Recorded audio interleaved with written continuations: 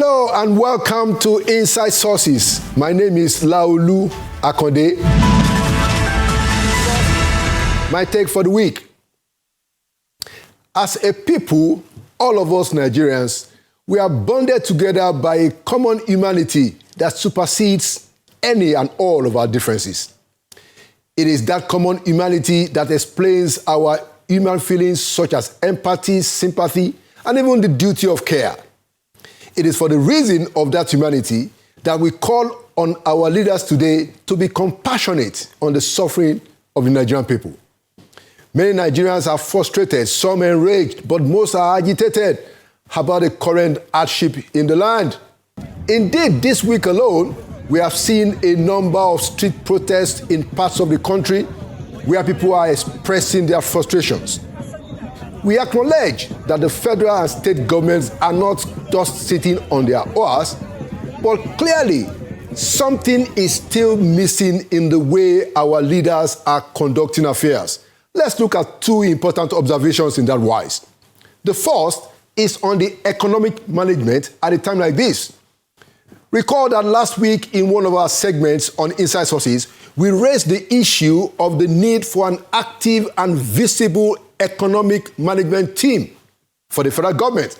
Interestingly, on Sunday, Mr. President invited some top private sector players and some other government officials, FG and state, to the villa. The outcome of the meeting? A new tripartite economic advisory committee. So, the president is doing something to address concerns in the polity regarding hardship. But this is where adequate duty of care comes in. While the likes of Dangote, Boa, and Elumelu are clearly important players in the economy, they don't necessarily represent the fullness of public interest. But even more importantly, the meeting had no representative from the MSME sector or from small businesses. Why? Moreover, this new advisory committee should not be confused with the role of an economic management team. It doesn't seem as if such a team exists yet. And if it does, the team has done a poor job communicating its role. Then a chief economic advisor should be in the villa advising Mr. President on day-to-day economic matters and also communicating regularly with the Nigerian people. This has not happened. Back to the duty of care and our common humanity. If those in leadership don't communicate properly, it will seem that it is because they don't care so much. The role of communicating effectively is critical because all of these committees and all of the plans that are being put in place, both at the federal and state levels, will not make any sense with the people if they are not properly communicated on how they will affect their conditions for the better. Otherwise, the people will remain agitated, frustrated, and enraged. The second issue is government sending conflicting signals. Conflicting signals. With Nigerians partly agitated and enraged, it's no time for our leaders to send conflicting signals which produces distrust. Again, the duty of care warrants that our leaders avoid this. This week, for instance, the Federal Executive Council brought back to life the 2012 Oron-Sanye report. It was packaged as a major federal government cost-cutting attempt. But then, this same week, yet another memo leak from the villa revealed that the president is visiting Qatar with a main party of almost 40 people. I think 38. And this is not counting the advanced party of the president, which is usually larger than that. So we have 40 on the main party after the presidency had announced that the number should not be more than 20. So while our leaders are approving the Oron-Sanye report, whose main philosophy is to cut excesses, we are still continuing in an excessive government-like lifestyle of large presidential delegations, conflicting signals. This kind of behavior by the government will not diminish distrust between them and the people. We have spoken in the past about bold and forthright leadership. We have spoken about transparency and accountability. We will not relent until our political leaders, especially state governors and the president, get it right that our common humanity compels them to build trust with the people. Otherwise, they will be perceived as uncaring. So, let us not relent until we ensure that Nigeria is on course to that greatness of which we all dream. And there you have my take. Inside Sources will be right back. Welcome back. Today on Inside Sources, we are having our very first female politician who will be discussing with me our conversation on the future of Nigeria. And we have somebody who has a string of firsts. The first state party chair who is a female. And also, I think, the first Nigerian politician to represent two different constituencies in the states of Kaduna and Adamawa. Many other strings of firsts about this very formidable woman who I welcome today to Inside Sources, Senator Binta Masi Garba. The most distinguished, you are welcome to Inside Sources. Thank you for having me. And thank you for coming. So I normally start the conversation on the future of Nigeria by asking my guests a very simple question. Say, as things stand today in our country, do you think that we are going in the right direction that will take us to that great Nigeria that all of us dream about? That's a very tricky question. On the democratic angle, we're doing well.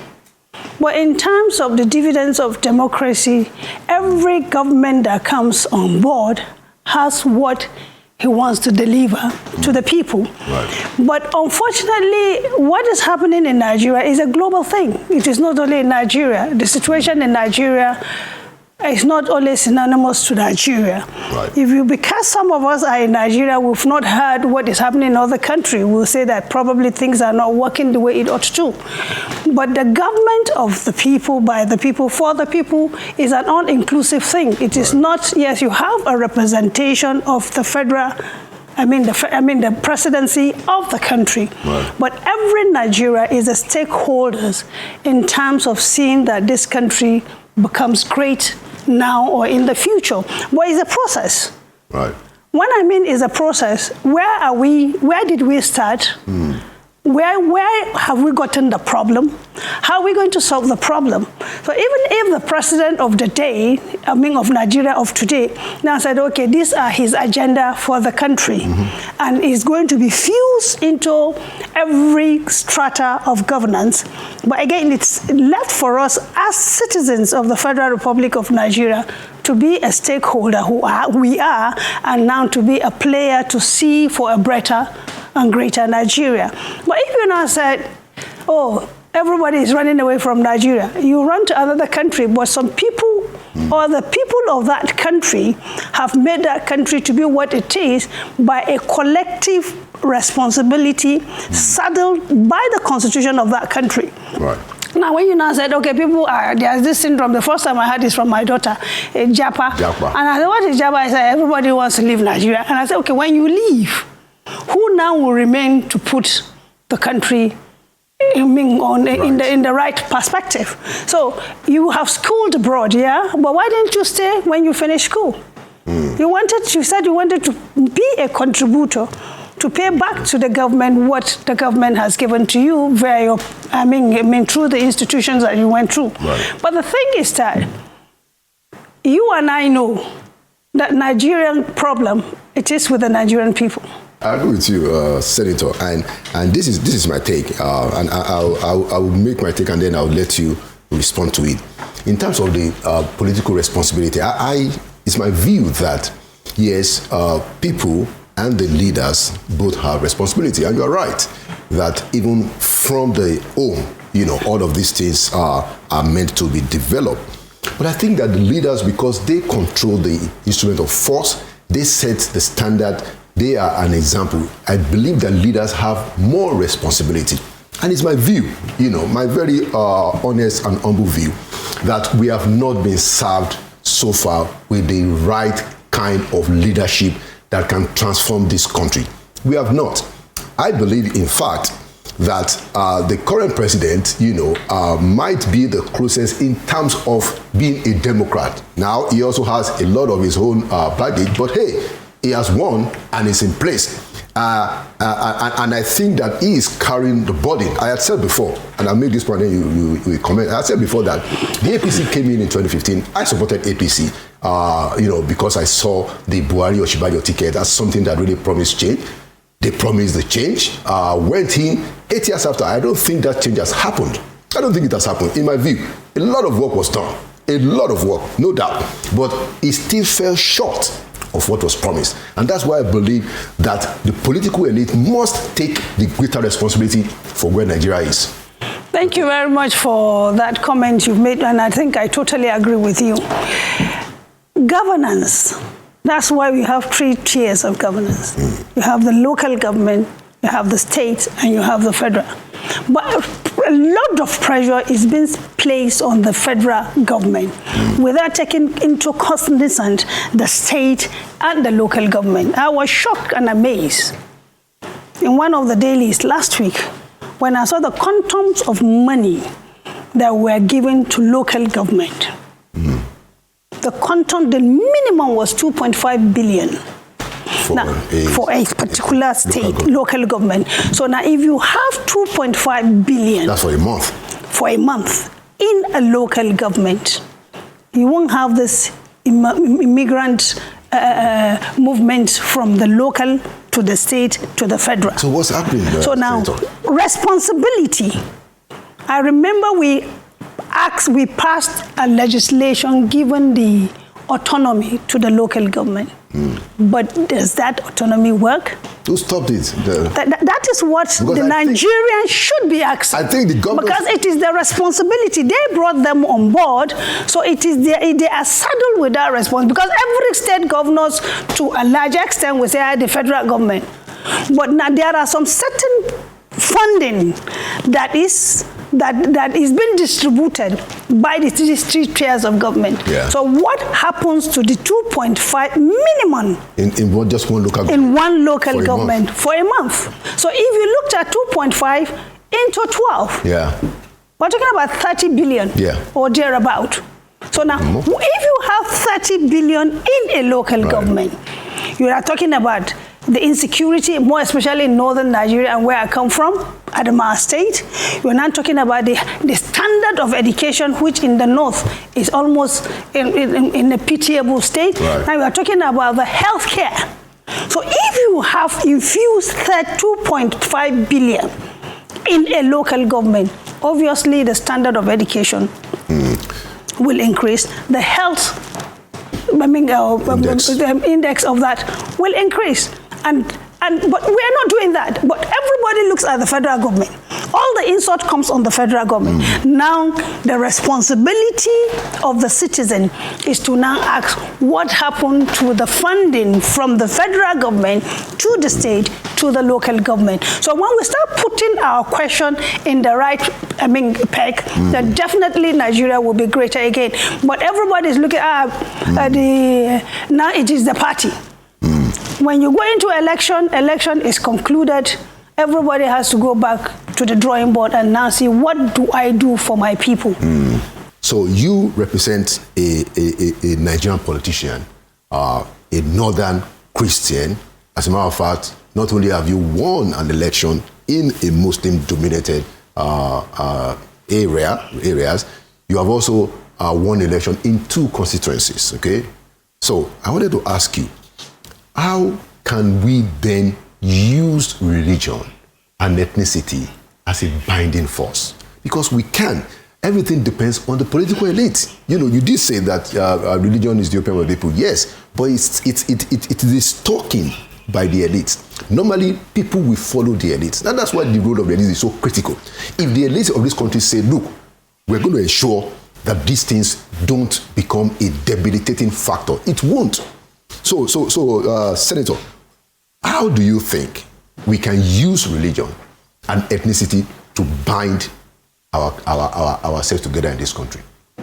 But the Constitution of the Federal Republic of Nigeria was not. It's a secular state. Yes. And when you talk about secularity, you allow everybody to have his religion, which you know obviously is an individual thing. You probably, I remember what the former vice president said. He said, some of us were born Christians. So we lived as Christians. Some of us were born Muslim. But by the other side, as a Christian, some will say, no, I'm not comfortable with that religion, Christianity, let me try Islam. Some will say, okay, I'm not comfortable with Islam, let me try religion. But it depends on where you have your comfort. But the religion is supposed to be the one that can fuse into good governance. So if the elites now know that they have a hole where they can sandwich the people through ethnicity or religion, because now somebody said, if you didn't win, he said, because I'm a Muslim, that's why they don't want to vote me in a Christian-dominated area. No, I'm a Christian, but that's why they don't, or I'm a woman, maybe that's why they don't want to vote for me, but that's not it. Can that person deliver? If the person can deliver, allow him, like I said it is between you, the God you serve, the grave you will be, and the day of judgment. But here you are being elected to serve the people according to the Constitution of the Federal Republic of Nigeria. Then you leave it there. But when you want to use a selfish interest to get what you want at the detriment of the people, again, it is between you, your God, the grave, and judgment day. So either way, all what we want to say is that the Nigerian people, who are the ones they called, okay, let's go and meet them. We can do the divide and rule. They are the ethnic group. We know that, yes, this one are the most populated ethnic group. So let's go and say, these people are against you. No, but it doesn't work that way. Leadership is given by God to whoever he wills at any point in time. But sometimes, again, we have to play into who becomes our leader. Right. Let's talk about insecurity and the hardship in the land. You had referred to insecurity, and this has been something that we've been dealing with for over a decade now, especially insecurity. Now it's been compounded even by very dire economic hardship. What do you think this new presidential administration can do differently, especially regarding insecurity? And secondly, what would be your suggestion on how this hardship, the economic hardship, can be eased in the land? You are a senator, or you've been a senator, and you are clearly, one of the leading female politicians in this country. What's your take? Insecurity. Now, I'm one of the victims because the Boko Haram obviously took over my local government. In Adamawa? In Adamawa State, that's Minchika local government, from the northern part of Borno down to the northern part of Adamawa State. Virtually the 5 local governments were under the control of Boko Haram, and I think I lost an uncle in that process, and some of our families too were displaced. But to God be the glory, most of them are back, but it can never be the same. War or destruction, you can do it in a day, but rebuilding it will take decades to be rebuilt.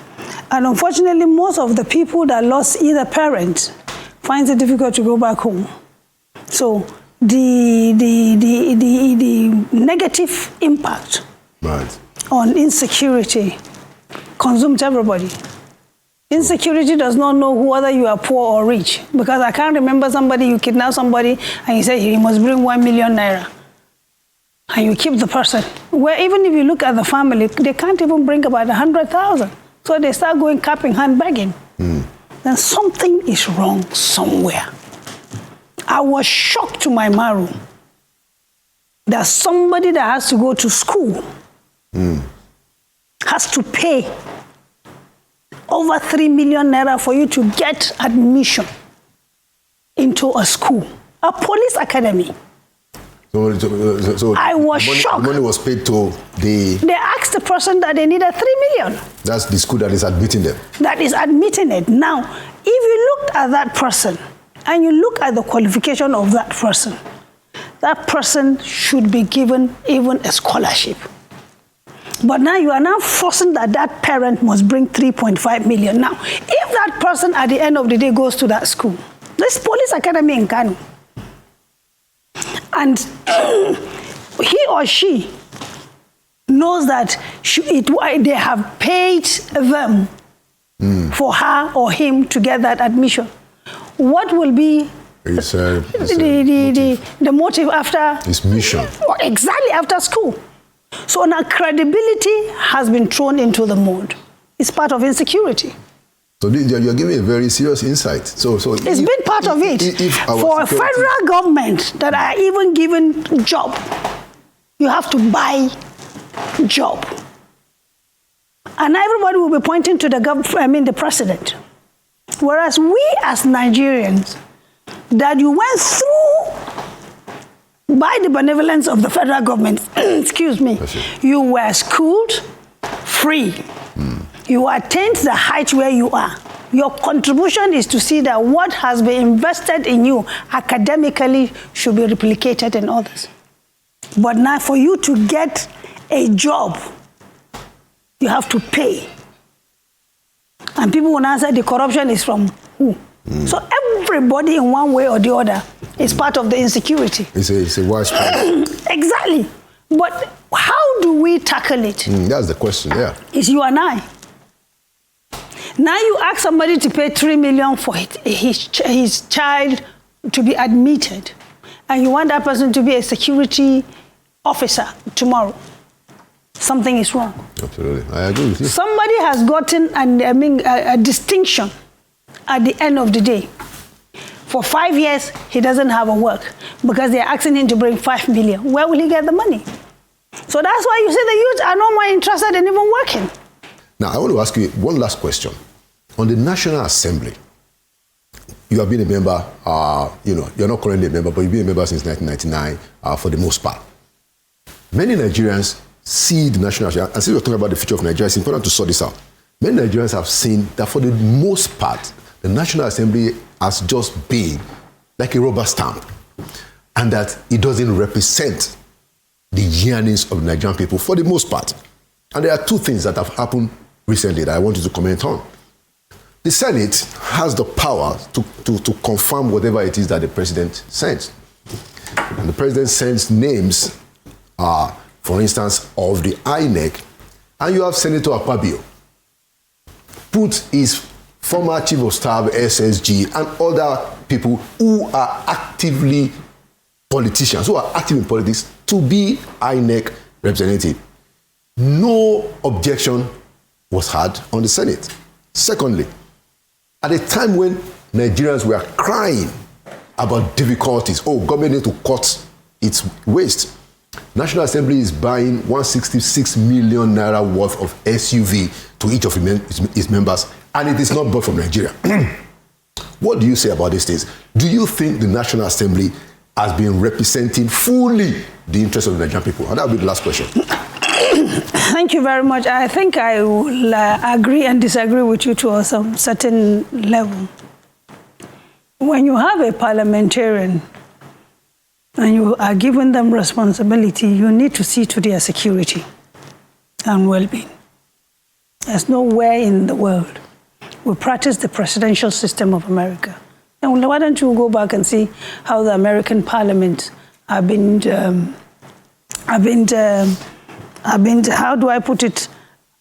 organized, and each of the parliamentarians, how have they been living?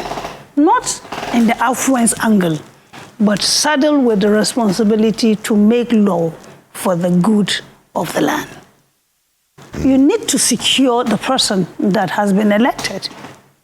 Unfortunately, the naira has no value, and that is why people are crying. And when you quantify it in the foreign currency we are talking, when we came in here, we got the lashes. When we came in 1999, our wage bill was given to us was 11,300. And the running of your office was 250,000. We're almost being killed. 2.5 million were given to us as furniture allowance. Now, how much are the senators collecting as furniture allowance? It's not up to 10 million. Now it's in the 10 million you have to buy the 3 or 4 bedrooms that are being given to you now to furnish it. Now what do you do? So, yes, people might think it's a waste, but it is not a waste. If you looked at National Assembly, you have 360 members and 109 senators, yes. 469 right. senators. Even the paperwork, a lot of people don't know where the money of National Assembly is going. The other time they said, I've been paid my furniture allowance, wardrobe allowance before I left National Assembly was 25,000. Just every month you give me 25,000 naira for furniture allowance. But I saw it the other day that it was about 40-something million, and I laughed. But you tried over and over. When we came in 2003, we made sure that the revenue mobilization comes out, stipulate and earmark everything detail by detail. It's in the archives. If you go back, you'll see it. But Nigerians don't want to hear it. If somebody says, 100 and something million naira, I know these people have money. It is not like that. At the end of the day, it is not their property, it's the government's property. So I think Nigerians should look at, we talked about security. How do you secure those people? Because they are government property. Now you're looking at National Assembly alone. There is a director somewhere that plays with the national money far more than what the National Assembly is having. I don't want to go into who becomes what as INEC. If you are a Nigerian, competent. No more, but you can't have a politician.